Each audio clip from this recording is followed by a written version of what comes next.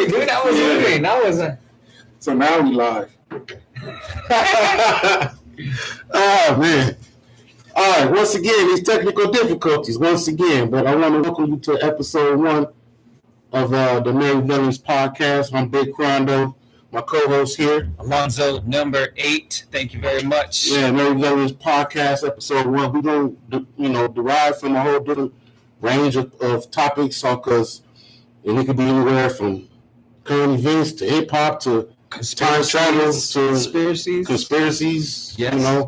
And everything in between. So if you got, an eclectic personality, different palettes of taste, and different things like we do, should be a good show for you. Yes, definitely. And thank you again, Crondo, for having me here at this awesome table over here at Central Station Studios, where it's awesome, man. It's been one of the awesome places that I've ever been to.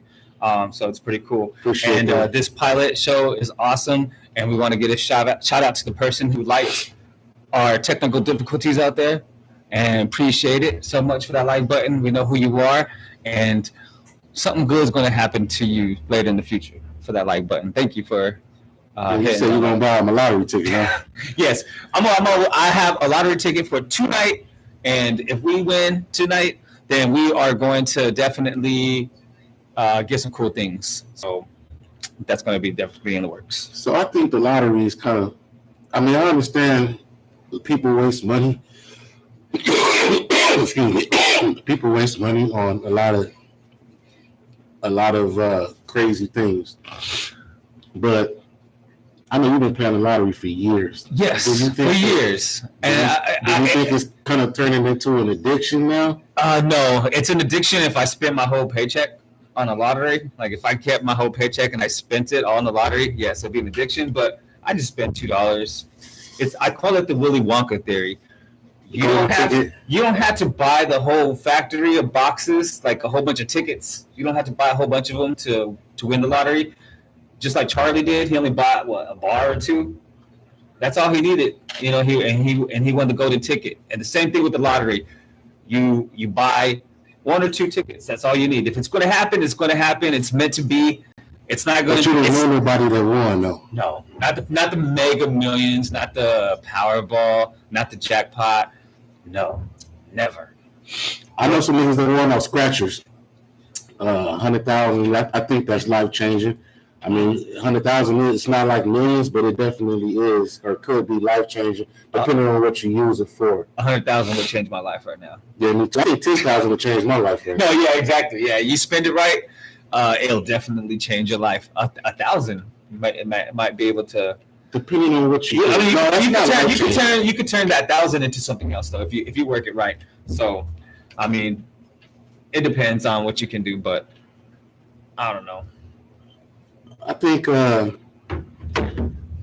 it just depends on what you do with it, how you flip it. But definitely life changing that amount of money. But yeah, like I was saying on various topics, man, like, today we kind of freestyling topics. We don't have any set topics, but we can go ahead and give a little back history on me and you. I know they may watch this shit and be like, who are those guys? And how are they even cool? Like we go back, almost 30 years, born, bred, and raised in Maryville, grew up together through the trenches, the good times, the bad times, and the great times. Yeah, I met you in 7th grade. It's kind of crazy because we had like the same classes. That was the first time. 7th grade was the first time you left that one homeroom class, and you started getting into different subjects. Switching classes.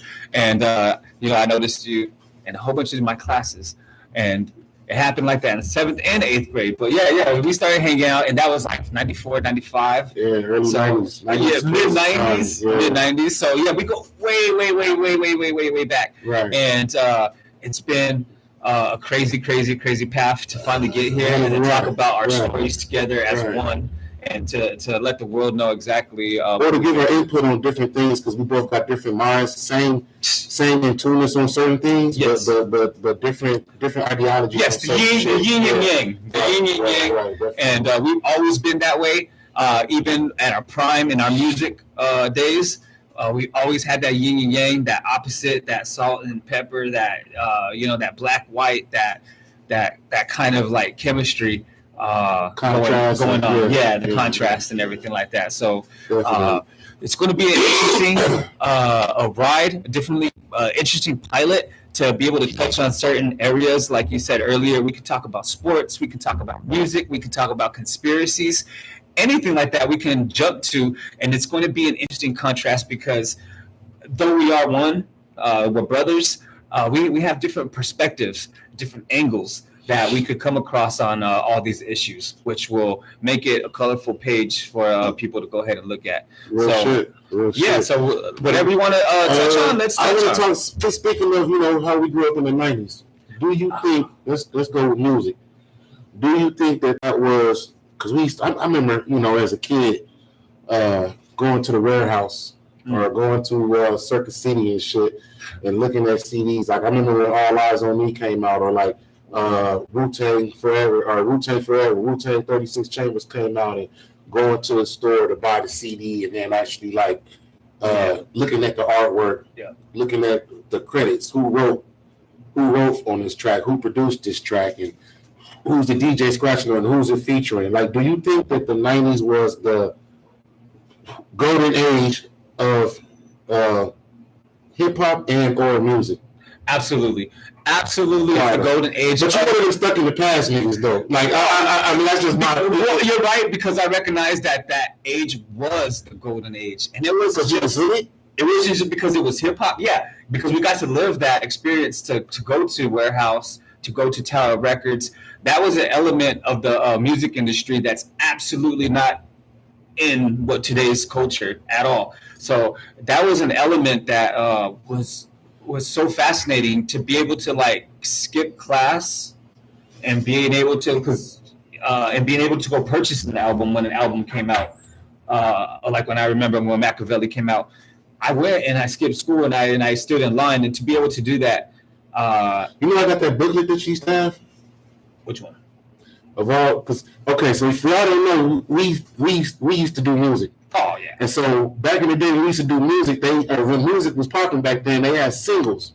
Yeah. So singles would have the instrumental on there. Yeah. So whatever song was popping at the time, we'd go to the record store, to the CD store, grab a CD. Might not even half-ass like the song or thought the song was shitty, but we would go and write that shit and write to the beat just to sharpen your skills. Okay, you read my book, that CD book. I got that all CD the instrumentals. Book. Oh yes. It's somewhere in my storage, but I still got that. And it sucked. If you was ever wondering. Yeah, and it sucked. I mean, even with the DJs that had to carry around crates and everything like that, it sucks to have to carry around your music and the CDs, especially with cassettes. When we used to have to fly out back in the pre 9/11, we used to have no check-ins, and you used to be able to bring your whole backpack with your CDs, your tapes. Right. It was awful to be able to have to luggage all carry around all that hardware. Yeah. So no, totally.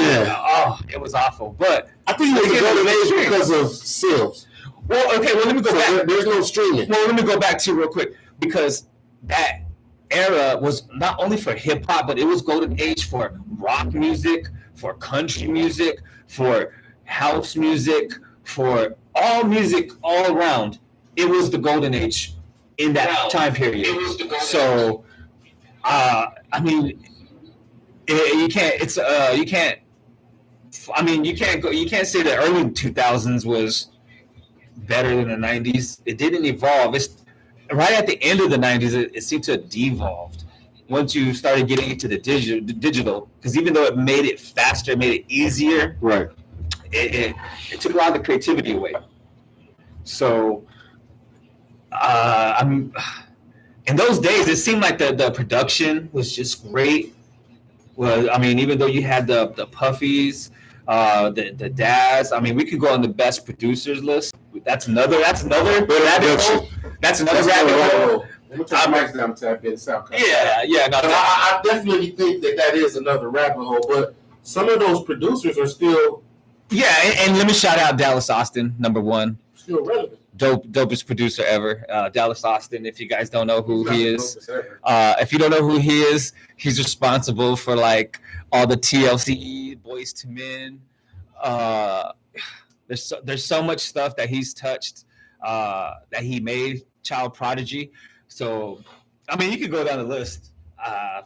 But the point I was trying to make with it was like the sales versus streams. Okay, so that's where I'm trying to go with it is as far as sales versus streams, because back then everybody had to buy shit. Well, so that's how you know what was really tight and shit, because it was really bought. Now they basing everything off, streams, and you know, there's no value in streams. And it sucks though, because streams is just like replaying the song over and over. And back in our day, we just bought the CD for like $20, or even a cassette for like $12, and we had to rewind it, and that never got counted. So every time we had to rewind a tape, we had to replay a CD. That was never counted, or just skip back to it. Or you skip a song, and then but that was never counted. Like that would be counted as a stream. Who knows what those songs back in the '90s would have got if you counted all those rewinds? Billions. Yeah, totally. And then to have been replayed all the way from the late '90s to the early 2000s to now. Yeah, there'd probably be a song that hit like a trillion, not a trillion, but. Who knows? It'd be trajectory. Yeah, the trajectory would be going up that way because of the longevity of a song, and that especially in those days you can play some songs from those days, and you're gonna know it's gonna rock the house. You can still play House of Pain, Jump in an arena, and everyone's gonna start jumping. So is it more timeless because there's more timeless records made back then? So you don't think they're gonna be playing Bad and Bougie 20 years from now? It seems to be because let's talk about this. Is there more classics from the '90s than there was in the '80s? I mean, to you? To me, yeah. Yeah. To me, yeah. Yeah. I think the '80s is cool as far as the development of like pop culture, pop music, and hip hop and shit like that. Even though hip hop started in the late '70s. Or probably earlier than that if you get real technical. But mainstream wise, the '90s is when everything fucking took off to a whole nother plateau that was unheard of. We never really knew what a platinum artist was into the '80s and '90s, or multi-platinum. Yeah, you know what I'm saying? Yeah, or these huge ass tours. Oof. So I think it was timeless, man. As far as the culture being pushed, and then the hip hop culture, and then just like you said, music in general. Yeah, music in general, and stadium music. Yeah, and to be able to experience that time and that era, I hold it dearly. So yeah, I am that that stuck in the past, because it was like it was a captivating moment. You know what I mean? And I think hip hop was the dopest at that time. I mean, in all facets, as far as music. The fashion, the video, especially the videos. That's my thing. The videos. I mean, they were like little movies. Hot Williams, Little X. Williams, he's the best. You know what I'm saying? Those, all of like Busta Rhymes videos, Missy videos. It was just hella captivating. You know what I'm saying? And I'm stuck in the past on certain shit, but not everything.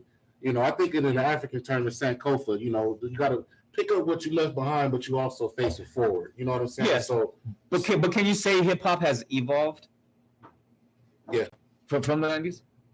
I'm saying evolved in a good in a way where it's it's more cherishable. I think I cherish the old school of it. I think it evolved in a good way, and then also in a bad way. Yeah, I remember one of my first concerts. It was, we seen Biggie live. Yeah. Not too many motherfuckers can say that shit. Yeah. You know what I'm saying? Yeah. Like, we seen Biggie live, one of the dopest concerts I ever been to. I still remember it. Oh yeah, I mean, what a moment too. Yeah. And also that was the night when Tupac had just got released from jail to go with Death Row, because the last group at that concert was Naughty by Nature, right? Which Tretch at the end of his set said, "Everybody give it up for Tupac, who's just released from jail tonight, joining the Death Row family." And I remember the crowd just going crazier than any moment during that whole night, which was crazy. Loonies came out. Yeah, Loonies, big ass joint. Mary J. Blige was there. Jodeci. It was dope. Man. Yeah. I forgot what the tour was called. No, they were. I saw an interview with. I just saw an interview with the dude from Looney's, Yuckmouth, and he was talking about that night. Yeah, he was talking about that night, that tour, and everything like that. So, yeah, I remember that tour. There was so many back in those days, though, Smoking Grooves. But that tour was awesome, though, just to be able to see Biggie and Puffy and those groups. You know what I mean? Especially before he died. What do you think? Okay, this is my question. Next question regarding hip hop. People talk about. Oh, camera went out. People talk about agendas. You know, agendas and this and that. Do you think that there is an agenda?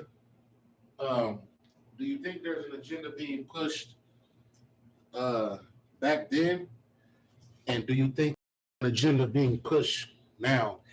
Well, it depends on what you see the agenda as. Is it an evil agenda, a good agenda? Because back in those days, you had to be part of the fraternity to make it into that level. Because we could have escalated into that level, but everyone. Well, I'm not gonna say everyone, but you know, I'm a viewer of Doggy Diamonds. You know Doggy Diamonds? Nah, never heard of. Oh, Doggy Diamonds, MREC. You know MREC, all those dudes, man, they go back and they talk about the dark side of the industry, what you got to do to accept that passage and all that good, not good stuff, but all that bad stuff. And it was different because you had to go through those sources and through those alleyways to make it. Nowadays, you basically took off the record label. You took off the process of spending months on a record. You're talking about how to get on. I'm talking about like agendas being pushed. Yeah, that's what I mean. Now there's no it's harder to have a controlled agenda. You know, back in those days, it was easier to have an agenda. Like I believe the East Coast, West Coast, Biggie, Tupac was an agenda. It wasn't just. It just happened. It was concocted. It was strategically assembled, yes. Just like, I mean, if you're in tune, you're totally in tune to Black Panther. You know the history, and just like they had his mom and they had his stepdad. They had a war with the Black Panther Party, East Coast, West Coast, very similar. True. So, I mean. So it's possible. It's possible. Yeah, and I think it did happen. You know what I mean? There's no such things as coincidences. It's not going to happen to his history and then happen to him in the music industry almost the same fashion. So definitely there was an agenda. I've been hearing a lot about the agenda of gangster rap, how it was introduced, how it was brought up, how it was glorified, how it was marketed. Okay, then my next thing, what would be the agenda now? Well, see, that's why it's harder nowadays to have an agenda, especially a controlled agenda, because I don't think hard. There's just so many people that you can literally be famous at nighttime, not overnight. At nighttime, yeah. Now it's like forget overnight. You can be famous tonight. You can upload a song. Or you can upload a TikTok video, or you can upload something, and you can literally have like 1 million views, depending, of course, on the content that night, and you can explode. So that's true. It's harder to have an agenda, from the artist who, like, don't get me wrong, I do not like Lil Nas X, but how he climbed up was so crazy because. There was though I believe there's an agenda behind him now. But how he came about, how he first started out was organic, and how he climbed up those rankings was kind of organic. Was it organic? That's a good question. That's a good point. Or was it? You know what I'm saying? That's a good point. Now that was it so big on all every motherfucker's heads and shit? Yeah, because how does he get Billy Ray Cyrus to get on the joint? Being a nobody. Though I mean. That song was popping a little bit. All right, so my answer to the question is I think there has always been agendas. And let me just say it like this, okay?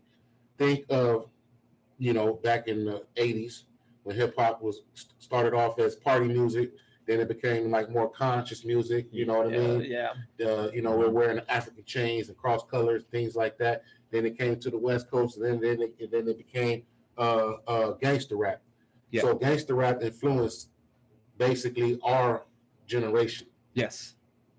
So that, I think, in some way or form, yeah, they're talking for the streets, and that's how it really was. But at the same time, some artists were just super satirish in a way, as far as the extremeness of the art versus image versus art, and where do the two separate or crash type of ideology. You know what I'm saying? We used to listen to Spice One. This motherfucker's talking about shooting motherfuckers up. Next thing you know, we doing drive-bys or victims of seeing drive-bys and shit like that. So a lot of that shit is real and agendized. I don't know if that's a word.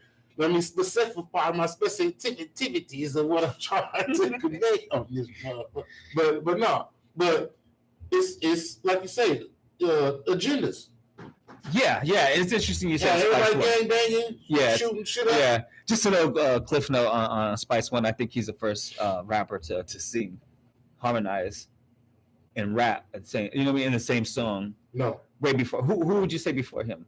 Because I was thinking about it, and I was like, man, you know what I mean? Like he was actually singing and harmonizing and Domino.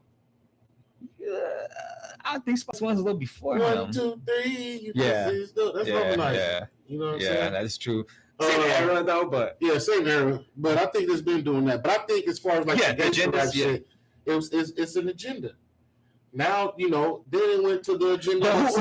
Who at that time was? Who would you say was into the righteous conscience in their music content? Is that the agenda behind the music that just? Because he was political and street at the same time. Yeah, but he's like in one of the ones responsible for gangster rap. Yeah, I know. So that's kind of hard. I mean, if you look at his music content and you're able to look at it through that angle, I could see it being conscionable. But I'm talking about like another artist that in their music just was all went around just cautious. I don't think the industry accepted anyone. Well, they weren't real popular. You think of artists like but were they? One, Common, Public Enemy. Definitely conscious and fuck the system. You had rock bands such as Rage Against the Machine, one of my favorite bands. You know what I'm saying? They were real popular, but kind of underground. You know what I'm saying? And they even talk about agendas being pushed. Yeah. Back then, you know what I'm saying? But you know who one of the greatest ones? I mean, conscious groups, and that don't get recognized too much is Goody Mob. Oof, Goody Mob, man. Their messages. You're right. Was production. And their production. Lyrics. Yep. Even though CeeLo was kind of the best, but CeeLo and Big Get to me. Well, CeeLo by far. Goody Mob was definitely a conscious group, I believe so. But even they were held. I think they were held back. They weren't able to catapult to like Outkast. Even though I think Outkast, in a way, they could be in a way. It's hard to get out of that shadow when that's who you under, because Outkast is arguably one of the top 10 groups or duos of all time. Well, top 5, depending on who you asking. You know what I'm saying? Top 5 group, and Andre definitely a top 5 art like rapper. He's not in my top 5. What? He hasn't put out enough work to be in the top 5. The motherfucker only dropped one solo album. How's he in your top 5? Are features? Or just because you like him that much? But I don't think that he's put out enough work. To be categorized in top anything, you know what I'm saying? Because you got to have I don't know. That's arguably too though. Biggie. Okay, I was gonna say, you put Biggie in there, right? But at least he had more than one project. Yeah. Andre only had one project. He would have been in my top, probably 10 if he would have been more, working more. Yeah, I could see that. Content, bro. But that's what I mean. His content holds to where he doesn't have to put out the quantity. The quality of it is what I look at more. Ain't nobody shit that good. So they ain't gotta put out one album and they already in top status off one album. I mean, he could, if he wanted to, he could drop in right now and blow everyone away. Did you ever hear that shit with him and Kanye? that Kanye didn't release? Yeah, yes, I did. He killed it. Yeah. See, and see, that's good conscious stuff. You know, like he was actually, you know, opening the mind up to, you know, a concept of a song. It wasn't just stupid, you know, wordplay and everything like that. It was actually a message behind that wordplay. And that's what that's why I love him so much, because the message behind his wordplay is just, it's phenomenal. I think him and Kanye should have did an album together. Now that arguably would have been one of the dopest hip hop albums or collabs of all time, because they both kind of weird. Yeah, they both kind of crazy and eccentric, and they both kind of, you could, whether you like them or not, you know, the dressing and the antics and all that type of shit, but you cannot doubt the musical genius in them. So I think that would have been a dope. Imagine being a fly on that wall, right, in that studio, right, like with those two eccentric minds going at it to make like a track, let alone an album, but just a song, just to put out like the vibe. I don't. Did you see the Kanye? Did you see the Kanye Drink Champs interview? I ain't watched the shit. I've been hearing. I watched the whole part one. I think it's it was like 2.5. Yeah, it was like 2.5 hours. Yeah, I watched the whole thing. And watch this shit. It was awesome, dude. What he was saying was he smoking and shit. Yeah, at one point. Yeah, he smoked a blunt at one point. And it looked like that's not his thing. He does, but he did do it. But it doesn't look like he does. I heard he said signing Big Sean was one of the worst mistakes he ever made. Yeah, that's fucked up. I know. And Big Sean's a dope artist. To me, he got hits. Yeah, now he does. And but why did he say that? I didn't watch it. I don't know why he must have a. I know why he said that. He said that because he said he didn't have his back when he was running for like the political office and everything. Like he was mainly trashing him and John Legend for going with the Democratic view rather than riding with him, because he was more conservative. He had the red hat on, so he got mad at them over politics. Over politics, dude. I mean, that's exactly what it sounded like he was getting at. It was just because of that.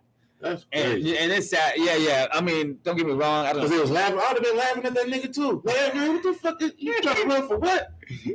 School class president?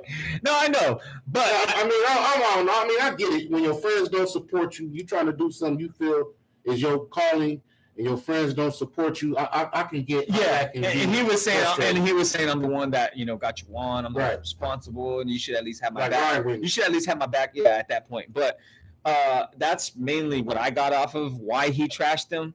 But dang, if that's your worst moment ever of anything, then dang, you must not have a lot of big problems at all. Like if that's your biggest mistake, you must not have had too many big mistakes at all. Yeah. So, I mean, maybe that was another message that went over people's heads, is that I don't have really too many mistakes. I don't really make that many errors or anything like that. So if anything, this is mine. But then again, who knows? He was just trying to be controversial. So. And he got it. Shoot, everyone was talking about it. So, but everything else that he was talking about was on point. He was talking about some spirituality stuff, about being a nomad, which I love. That was my favorite part of the interview, which he talked about. His mom's death was his fault. He never, to me, it never like touched on that. He didn't touch on that? They talked. No, not really. What's the dude? Nori? He was cool.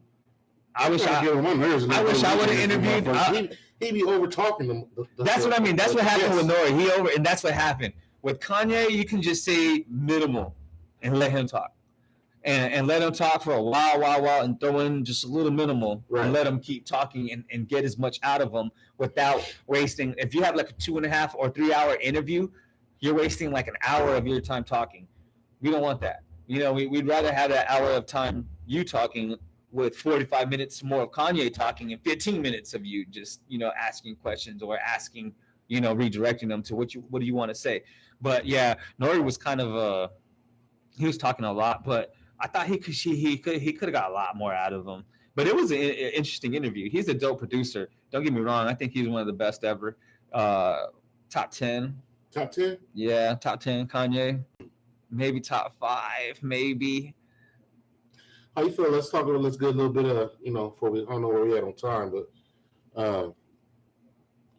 how you feel about everybody saying that that Astro World shit was a satanic Illuminati ritual, and that's why the thing said one way or welcome to a new dimension, and he was kind of maybe opening a portal for demons and all that shit. And have you heard of that? Oh yeah. The astral world, I was totally in tune. I was totally in tune with that event. My older daughter, she loves Travis Scott. She tries to get his shoes and all that stuff. She loves him a lot. And when that happened, I totally texted her and I told her what happened. She didn't know about it at the time, and then when she found out, it totally spooked her, and she was defending him because to me, I was.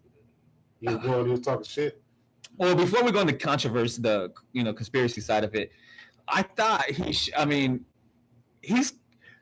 you're in control, of the crowd. Right. He tried to stop him. He stopped it. He did at some point, but when he recognized that there was an ambulance in the crowd, I think it's time to stop.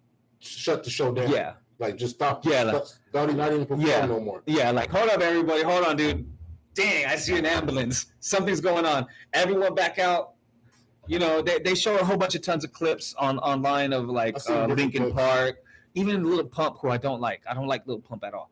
But I saw a clip of where he saw a dude having a seizure in his crowd, and he stopped it, went backstage, made sure he was all right.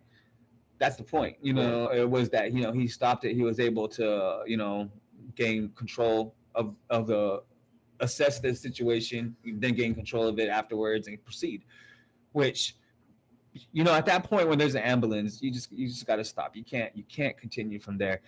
As far as the conspiracy side, that's just, there's nothing shocking to me. You know what I mean? Like I said earlier, to be part of the fraternity. I mean, you look at colleges and you see what the kids got to do to be part of a college football team, college soccer, tennis. What they call it, Hell Week. Yeah, if you knew what the stuff they do, you'd be like, what the hell? You know what I mean? Like that's gross. You know what I mean? Just the same way the music industry does. So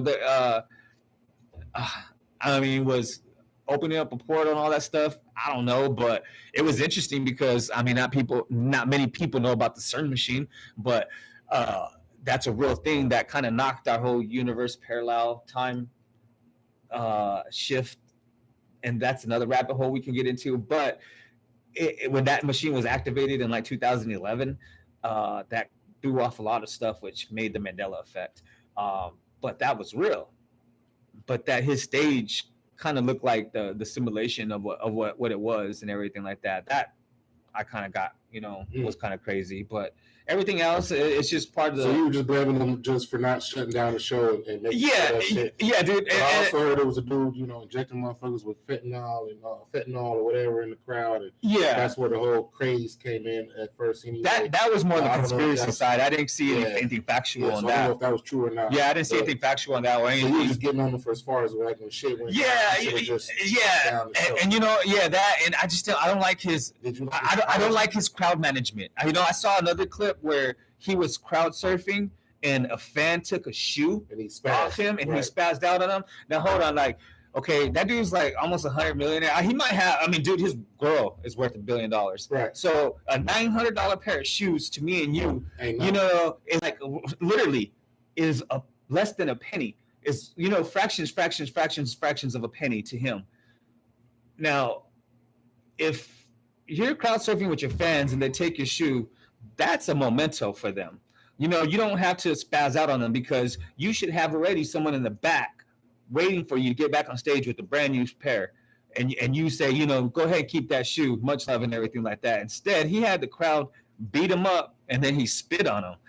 Spitting on people, that's assault. So that's, the crowd beat the dude up? Yeah, he had the dude. Yeah, he even told him, he was like, fuck him up and everything like that. Like, it was bad, dude. So see, I would have just took his chain. Give me this fucking chain. Yeah. So you know what I mean? Like in that pair of shoes, it's like us wearing like literally, we're like imagine like a pair of J's or something. Not even that. You know what I mean? Because a pair of J's to us is $100. $200. It's like not even a Walmart pair of shoes. It's like not even a Walmart pair of 98-cent sandals. Not even that.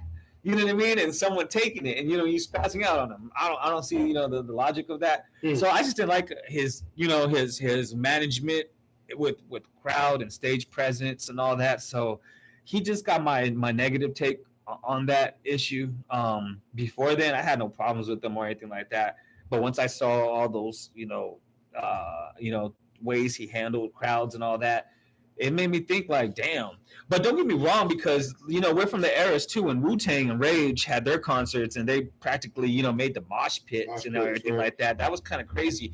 And I'm sorry, but I would not dare take any children or anybody frail into that mix. Into Yeah, I wouldn't have my kids there. I seen there's a lot of kids that got hurt. Yeah, one kid even died. I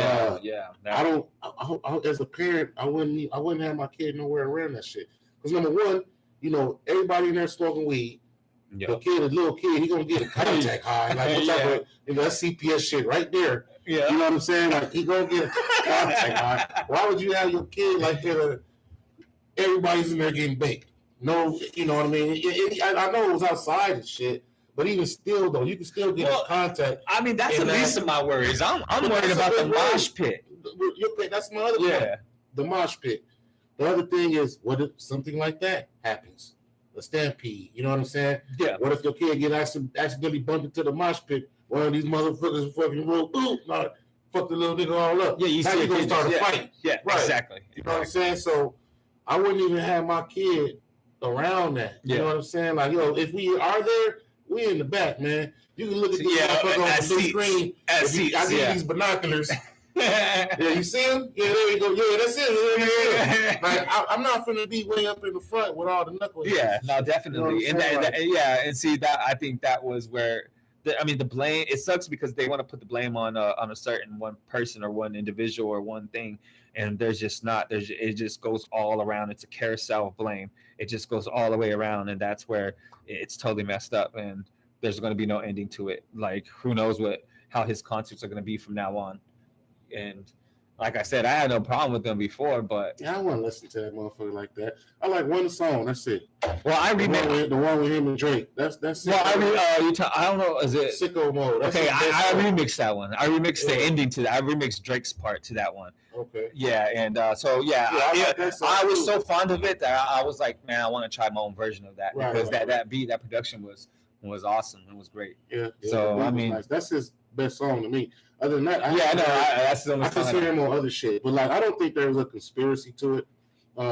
Do I believe that there's some form of like whatever? Not no Illuminati, because if there was an Illuminati, you niggas wouldn't know what it was called. It would just be called. Well, that's what I mean, and it's not. I think that there's some form of Satanism in that. Yes, I would say yes, a little bit. But I'm not a super conspiracy theorist regarding that. But I do think that some of that shit may have conveyed into why that type of people were there and that type of crowd. Like you doing druggy, depressional, suicidal, kind of weird emo type of rap. Yeah, you know what I'm saying? Is he like that? Like an emo? Like that. I think so. But dude, he was chilling with Jordan and Mark Wahlberg the other day. I don't mean shit. That means they at least gotta be listening to him at some faction. Or know who he is. Oh yeah. Well, they probably know him because of the damn Astro concert. But right. Yeah, I wouldn't want to be known for that.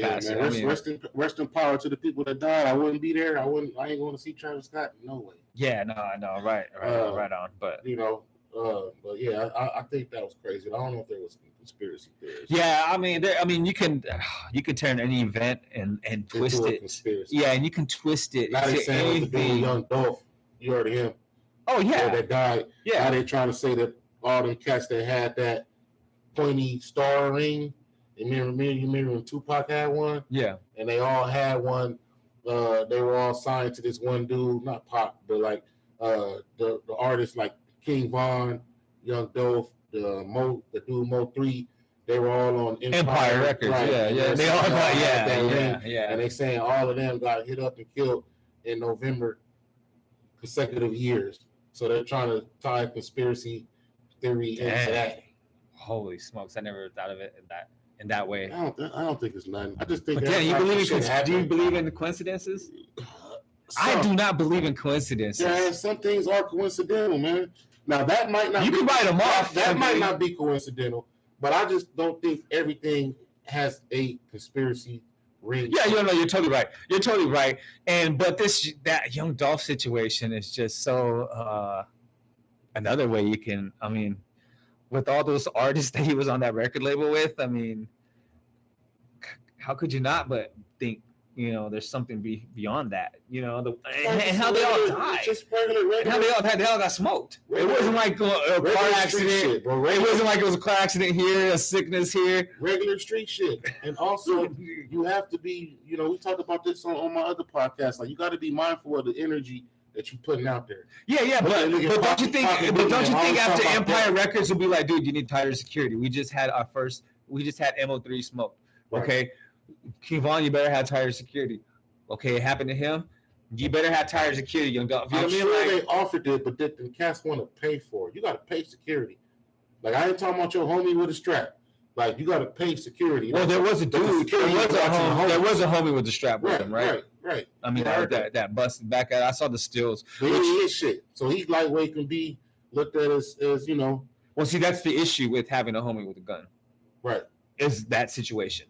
I mean, if you don't, that's why I have paid security. Yeah. You got to have paid security. That someone that knows that, and that's not going to flinch. And who knows what happened? I mean, he could have hesitated.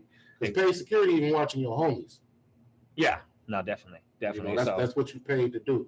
But yeah, I see a conspiracy theory about that. I don't really necessarily think there is one, even though that is coincidental.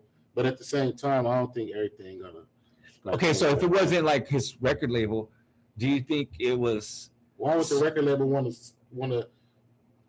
smoke a cash cow for him? Well, because that's what another big rabbit hole is a Tupac situation. But that's what a lot of people's theories were on why Suge got rid of Tupac was because he wanted to branch off. Yeah, he wanted to branch off, and it's better to have a dead artist is worth way more than an alive artist. Especially like if somebody who's like impactful is like a Tupac, or I'm not saying Dolph is. I'm sorry, but rest in peace to Dolph. But he's nowhere near a Tupac. But you know what I mean? Like a Tupac is iconic. Like you smoke him, you don't have to be a psychic to know that your numbers are going to go up and your catalog is going to go up. Your whole estate's going to go up. Yeah. You don't need to be a psychic to see that. You know what I mean? So that's very easy to see that, hey, if I have an artist that's very iconic, that's very impactful, he's going to leave. Well, let's have something happen. Unfortunately, let's have something happen before he leaves. You know what I mean? To put value into that catalog and make our money. So you're saying that there may, with that, if you look at it like that there may be some truth to what motherfuckers are saying about the conspiracy theories and all that type of shit. Because once somebody pop, you silent, you put them on, you get them where they want to go. Not a motherfucker want to go and do their own thing. Oh no, you're not. Let me go ahead and cancel you and get these masters. Yeah. No, I don't subscribe. I don't subscribe to the conspiracy of the label. Honestly, I've heard it and it's entertaining, but I don't subscribe to it. I think somebody, like when you do things, when you're in the streets and you do things in the past, there's no expiration date on that retaliation. You know what I mean? Right. Where I want to get you back. I get that. You know what I mean? Like, so you saying there ain't no expiration date on beef or issues? Yeah, something not have been resolved. Yeah. Okay. So like example, like my old, my older brother, he did a whole bunch of street stuff. Had big beef with this one dude that we totally knew from the neighborhood. I saw him at Walmart the other day. The dude my brother used to beef with, and I was like, man, I wonder, what my brother would do if he saw him. What he would do. So, I just let we walked by. Later on, I saw my brother, and I told him about the situation. I asked him, what would you do if you saw him? He was like, oh, dude, I would still brush up. You know what I mean? Like, I would still do this and do that. Yeah. It's because of that. That history is that crazy to where they would do something still to this day. I think it's that situation. I think, you done something crazy back in your day. You burned somebody and it just came back. You know what I mean? Sometimes it takes a week. Sometimes it takes years for it to come back. Yeah, decades. That's what I think, honestly. That's what I subscribe to rather than the conspiracy whole thing. But yeah, that was crazy, man, that it happened to him. I ain't gonna lie, it's a couple motherfuckers like that even still with me, man. If I ever see you on God's green earth, I don't give a fuck. We at Walmart, motherfucker. Yeah, on site, dude. On site, you know, for sure. Yeah. But so I can understand that. I don't really. I think time is the best healer. Not in every situation, but I mean, time is. Yeah, in most situations, time is the best healer. Time heals all wounds. Yeah, not all. Like you said, not all, but a good high majority. You know, you got to be in that spiritual realm. You got to be like that. You know, you got to be able to be like, hey, what you did was what you did, and that's it. You're just part of my story. You were a villain in my story.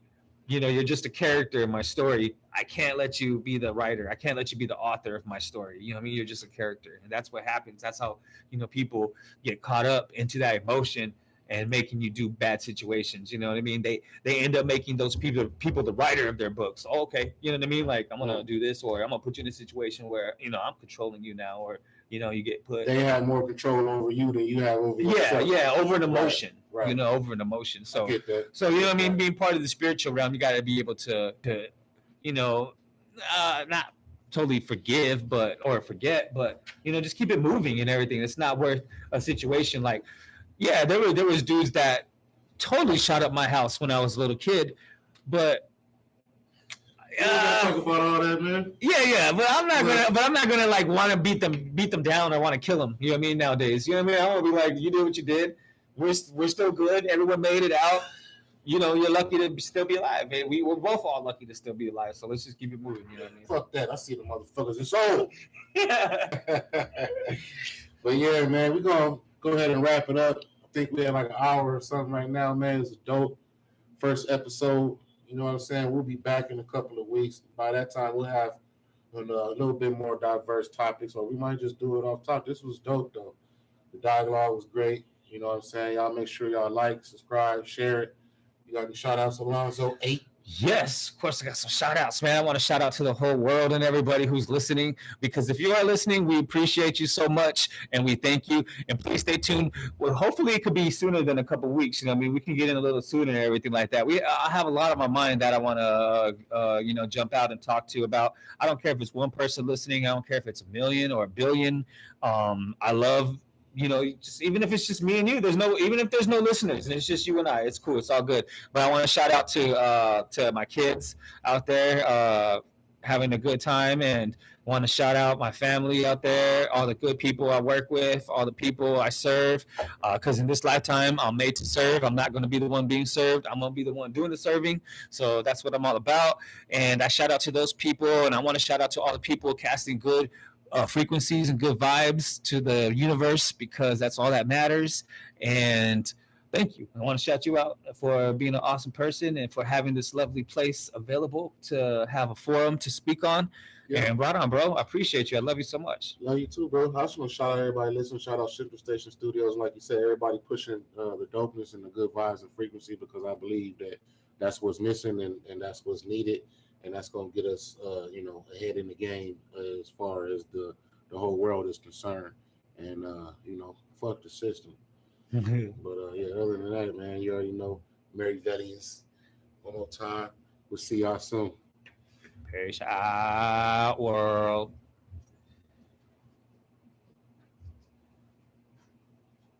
Chubby, chub the love. Chub the love.